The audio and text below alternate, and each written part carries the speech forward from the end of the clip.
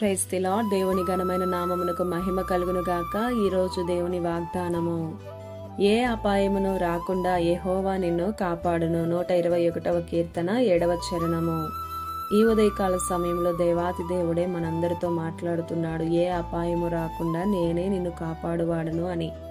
అవును, దేవుడే మనకు కావలిగా ఉంటున్నాడు. ఎప్పుడు ఎలా ఏ అపాయం సంభవిస్తుందో తెలియదు, ఏ ఒక్కరికి తెలియదు. సృష్టికర్తకు తప్ప సమస్తము ఆయన ఆధీనంలో ఉన్నది. పగలు మేఘస్తంభముగా, రాత్రి అగ్నిస్తంభముగా కాపాడుతూ ముందుకు నడిపిస్తున్నా ఇంకా అనుమానాలే. వారెదురొచ్చారు, వీరెదురొచ్చారు, ఏమవుతుందో, ఎలా జరుగుతుందో, పిల్లి ఎదురొచ్చింది, ఆమె వచ్చింది, ఈమె వచ్చిందని రకరకాల వారు ఇంకనూ ఉన్నారు.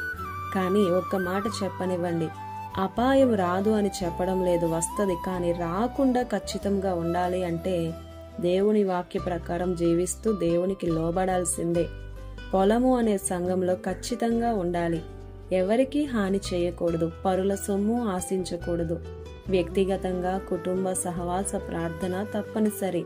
అంతేకాదు, నీకు నీవే అతిశయపడకూడదు. భయభక్తులు కలిగి జీవించాలి. దేవుని యందు భయభక్తులు కలిగి ఉన్న వారికి ఆయన దూతలే కావలి ఉండి రక్షిస్తాయని వాక్యముంది. ఎన్నో పరిస్థితులు నీ జీవితంలో చోటు చేసుకుంటాయి. చీకట్లు, కృంగదీసే పరీక్షలు, ఎన్నో రకరకాల గందరగోళాలు ఒకదాని తర్వాత ఒకటి వెంటాడుతూనే ఉంటాయి. అలాంటి పరిస్థితులలో మనకి ఆధారం ఒక్కటే, ఆ మహోన్నతుడే మనకు ఆధారం. ఆయన చాటును నివసిస్తే ఏ భయము కూడా మనకి దరిదాపుల్లోకి రాదు. ఆయనే నీ ముందుండి నడిపిస్తాడు. ఏ అపాయము రాకుండా నా దేవుడే నిన్ను కాపాడునుగాక. ఆమేన్.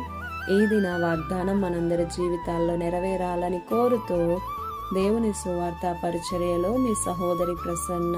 God bless you. ఆమేన్.